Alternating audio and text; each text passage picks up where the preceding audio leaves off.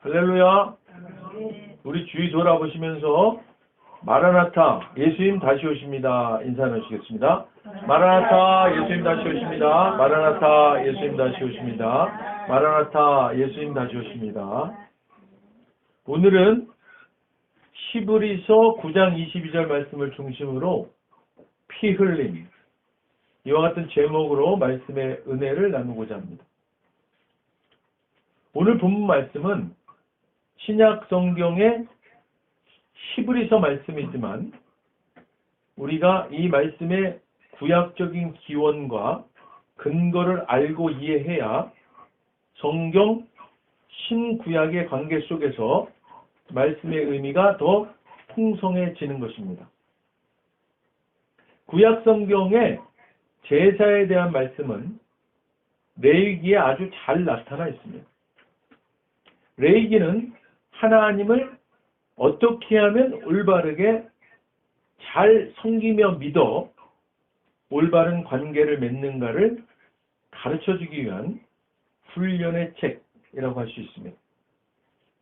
구약의 출애굽 광야 가운데 있는 이스라엘 백성들이 우상들이 득실거리는 가나안 땅을 이제 막 들어갈 것을 목전에 둔 상태에서 그들이 애굽에서의 430년간 우상을 섬기던 삶 때문에 그들이 하나님과 우상을 제대로 구별해내지 못하는 삶을 살아갈 가능성이 아주 많을 것을 아시는 하나님은 하나님이 택하여 이끌어내신 하나님의 백성, 이스라엘 백성들의 신앙생활에 대한 훈련을 시키시고 있는 것에 대한 성경의 기록이 바로 레위기입니다.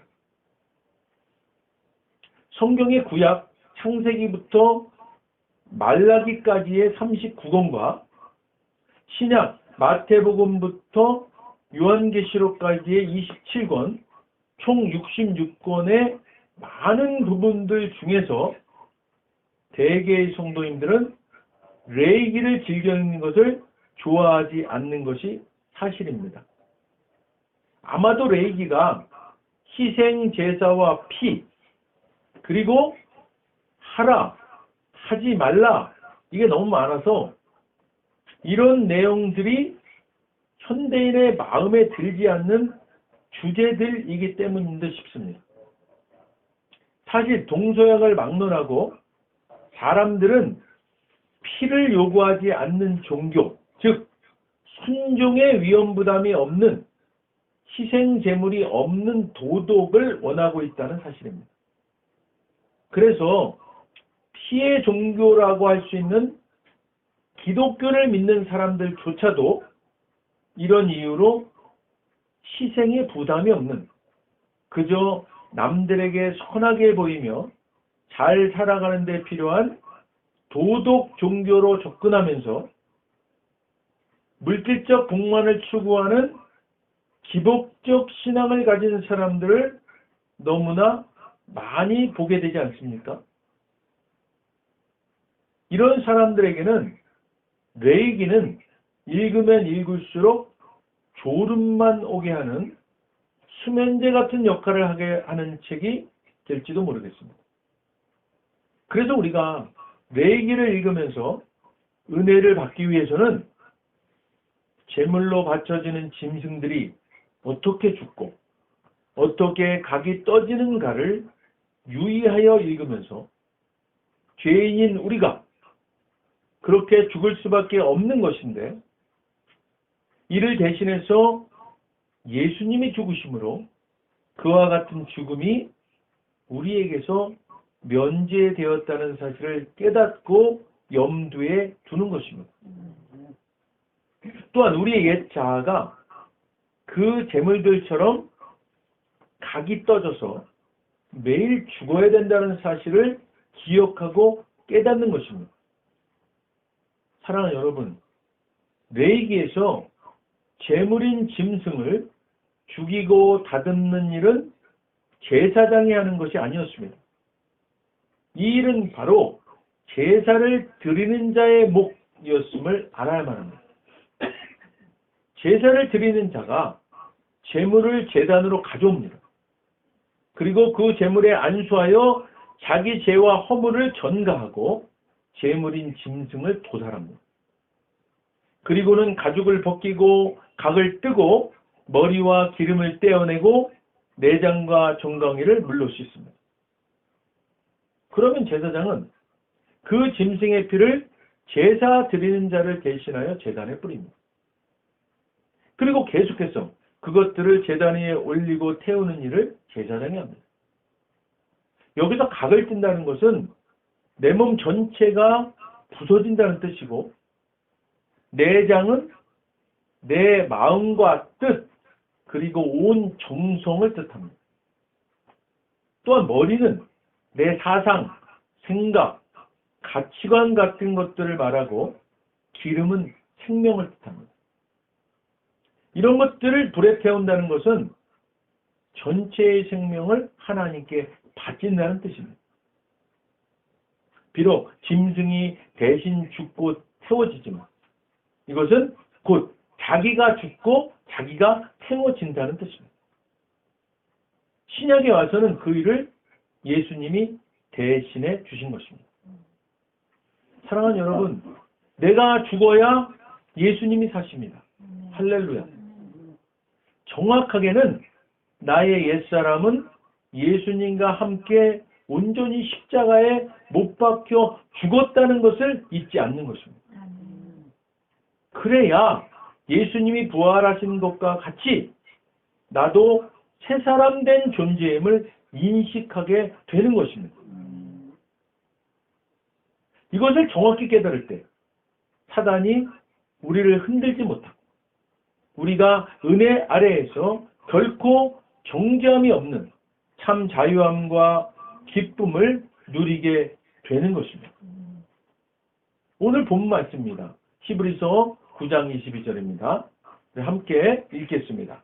율법을 따라 거의 모든 물건이 피로써 정결하게 되나니 피 흘림이 없은즉 사함이 없느니라. 아멘. 사랑하는 여러분, 피가 없는 죄사함은 없습니다. 희생이 없는 순종은 없습니다. 구약의 제사는 피 흘림이 있는 제사였지만 그러나 죄사함이 영원한 것은 아니었습니다. 그것은 단지 1년간만 유효할 뿐이었습니다. 그러나 신약시대에 와서 예수님의 피 흘림은 우리를 영원한 죄사함으로 인도해 주시는 은혜인 것입니다. 할렐루야. 죄라는 것은 하나님과의 관계를 단절시키는 것이기 때문에 누구라도 죄의 문제를 해결하지 않고는 결코 하나님께 나아갈 자가 없는 것입니다. 구약시대의 제사와 신약시대의 예배는 그 의미와 거룩함과 하나님의 임재하심이 동일한 것입니다. 단지 차이라면 우리가 직접 희생제물인 동물을 도살하고 가죽을 벗기고 각을 뜨고 머리와 기름을 떼어내고 내장과 정강이를 물로 씻는 것과 같은 일들과 제사장이 그 희생제물의 피를 뿌리고 제단에 올리고 태우는 그 희생제물로 예수님이 드려지는 것으로 대신 되어졌다는 것입니다. 사랑하는 여러분, 구약시대의 희생제물이 드려질 때의 과정을 잠시라도 생각해 보십시오. 제단을 비롯해서 제사 드리는 제단 주위가 희생제물의 붉은 피로 온통 물들어 있지 않았겠습니까? 그때 당시에는 제사 드리는 자도 그 희생제물의 피로 온통 물들어 있었을 겁니다. 이러한 피 흘림의 제사만이 죄 있는 자들이 하나님 앞에 나아가도 죽지 않고 살 수 있는 유일한 길이었던 것입니다. 최초의 인간, 아담과 하와의 범죄함에서 벗어날 수 없었던 인간들을 하나님은 피로써 언약을 세우시고 이 희생제물의 피로 죄 씻음의 은혜를 허락하신 것입니다.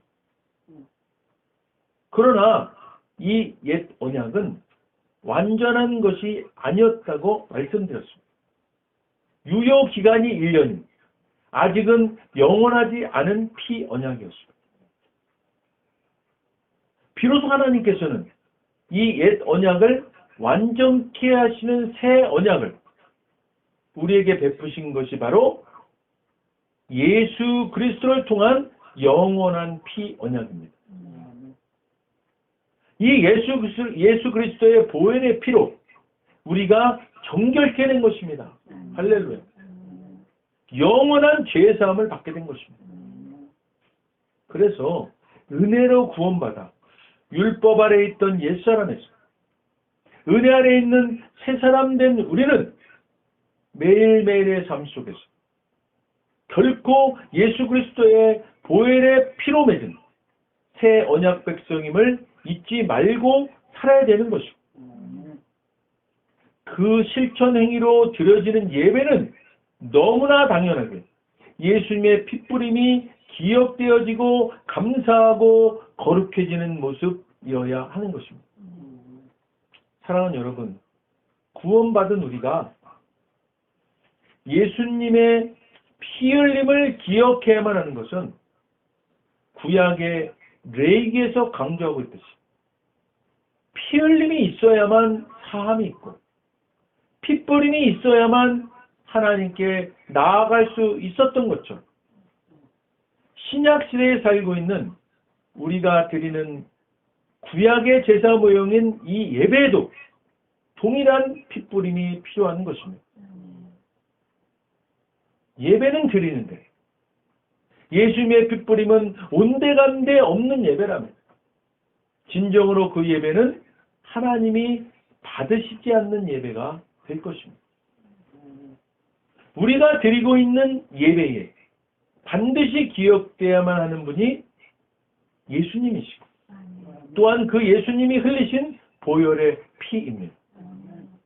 사랑하는 여러분, 하나님은 이스라엘 백성들을 출애굽시키시기 직전 그들에게 어린 양을 잡아 그 피를 그들의 집 좌우 문설주와 임방에 바르라고 하셨습니다.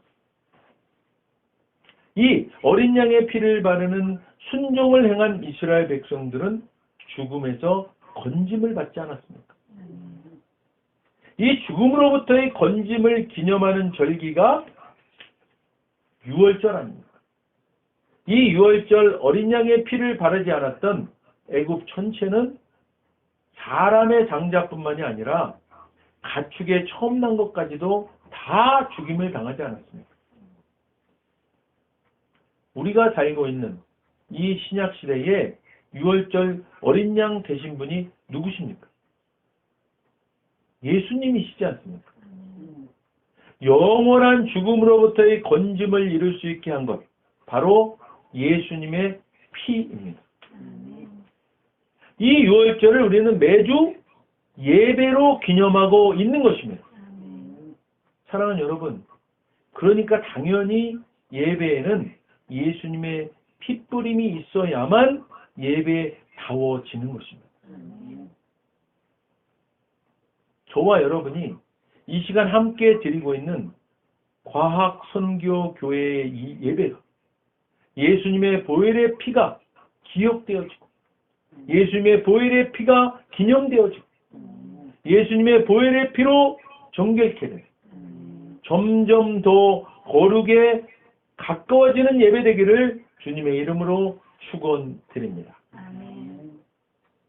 하나님의 교회라고 이름 붙인 이단인 안상홍 증인회에서는 성경 속에 그토록 중요하게 다뤄지는 유월절 절기를 일반 교회들이 지키지 않는다고 하면서 자기들은 이 전통을 성경 그대로 잘 지키는 교회라고 말하면서 정통 교인들을 미혹합니다. 그러나 이 말은 성경을 구약만으로 보는 전형적인 이단의 행태인 것입니다. 신약의 예수님이 바로 구약의 유월절 어린 양 된 것과 같은 분이십니다. 그래서 우리는 주일마다 유월절을 기념하는 것입니다. 할렐루야. 그런데 구약의 실제 어린 양의 피는 유효기간이 길어야 1년인 한시적인 것이었습니다. 그러나 신약의 예수님의 피는 영원한 사함을 이루는 새 언약의 피라고 말씀드리지 않았습니까? 자, 우리가 드리는 이 예배가 바로 예수님의 피를 기억하고 기념하여 드리는 예배입니다.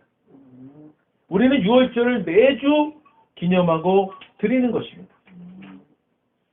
예수님의 부활을 기념하여 구약의 안식일이었던 토요일에서 지금의 주일로 예배드리고 있는 것이지만 그 의미와 기념은 유월절 어린 양 대신 예수님을 예배하는 것입니다. 이것이 정확한 신학입니다. 유월절에서 빼놓을 수 없는 것이 무엇입니까? 바로 어린 양의 피 아닙니까? 이처럼 우리가 드리는 예배에서 결코 빼놓을 수 없고 반드시 기억해야만 하는 것이 바로 예수님의 피입니다. 이런 면에서 성찬은 예수님의 피를 기억하고 기념하는 예배를 더욱 예배답게 하는 아주 귀한 순종이며 누리는 은혜인 것입니다. 또한 보이는 하나님의 말씀인 것입니다. 그동안 우리 교회는 매주 성찬을 드리는 은혜를 누렸었지만 코로나 팬데믹으로 인해 부득이하게 중단되었습니다. 그러나 앞으로 이제 다시 주님이 허락하시는 때에 거룩한 은혜의 성찬을 다시 드리기를, 그래서 예수님의 피가 늘 기억되어지고 기념하는 그런 은혜를 소망해 봅니다. 할렐루야. 기도하겠습니다. 먼저 오늘 아직 예수님을 구세주로 영접하지 않은 분이 있다면 그분들께 오늘 하나님께서 말씀하십니다. 나는 너희를 사랑하기에 내 아들을 너희에게 주었다. 예수님은 우리를 대신해서 십자가에 못 박혀 죽으셨고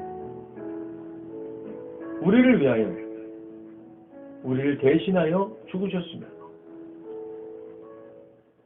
그 결과 거룩하신 하나님의 모든 정죄함과 처벌이 우리가 아닌 대속제물이신 예수님께 떨어졌습니다.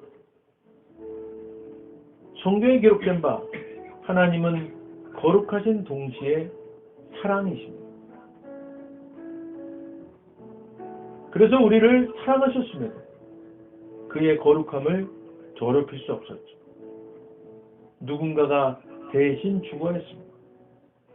그래서 영생하시는 예수님께서 보좌에서 내려오사 인간의 아기로 태어나셨죠. 죽기 위해 오신 겁니다. 완벽한 인간이신 그분이 흠 없는 인생을 사신 주님이 우리를 위해 흠 없는 순양이 되셨습니다. 십자가에서 우리 대신 죽으셨고 3일째 되던 날 부활하셨습니다. 아직 예수님을 영접하지 않으셨다면 이 기도를 따라하시길 바랍니다. 돕는 마음으로 다 같이 따라하시겠습니다. 하늘에 계신 아버지, 얼마나 멋진 선물을 제게 주셨는지요. 주 예수 그리스도를 보내서 십자가에서 죽게 하셨고 저의 대속제물로 삼으셨습니다. 예수님은 내 죄와 저주와 처벌을 받으셨습니다. 그 모든 것이 십자가에서 완결되었습니다. 오늘날 예수님이 죽음에서 부활하셨기에 나는 예수님 안에서 하나님 앞에 설 수 있게 되었습니다. 하나님의 은총을 받고 이제 저를 받고 선하심과 복의 면류관을 씁니다. 선하심과 복의 면류관을 씁니다. 예수님은 이제 나의 구원주이십니다. 예수님은 이제 나의 구원주이십니다. 예수님은 이제 나의 주님이십니다. 예수님은 이제 나의 주님이십니다. 하나님 아버지, 저를 구원해 주셔서 감사드립니다. 하나님 아버지, 저를 구원해 주셔서 감사드립니다. 예수님 이름으로 감사하며 기도드립니다. 예수님 이름으로 감사하며 기도드립니다. 아멘. 오늘 진심으로 따라하신 이 영접 기도가 믿어지는 은혜가 임하신 분 구원 받으셨습니다.